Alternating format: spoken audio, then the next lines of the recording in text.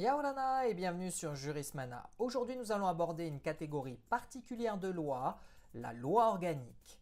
La définition de la loi organique est relativement simple. Il s'agit d'une loi qui a pour objet de préciser ou de compléter certains articles de la Constitution.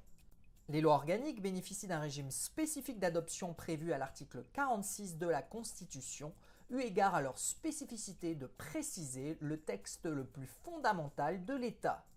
En matière de procédure, les délais de l'article 42 de la Constitution doivent être respectés. Ainsi, en première lecture, la première chambre saisie doit normalement avoir 6 semaines avant l'examen du texte et 4 semaines pour la seconde chambre. Toutefois, si la procédure accélérée a été décidée par le gouvernement, un délai de 15 jours doit séparer le dépôt du projet ou de la proposition de loi organique de son examen par la première assemblée.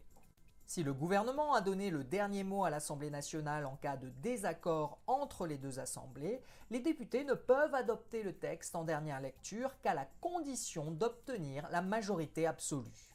A noter que quand la loi organique est relative au Sénat, le texte doit être voté dans les mêmes termes par les deux assemblées.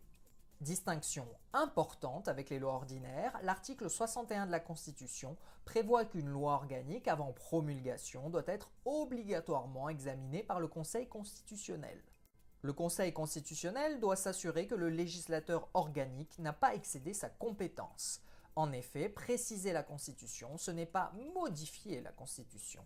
De façon habituelle, il vérifie aussi que les dispositions ne sont pas étrangères au domaine de la loi organique.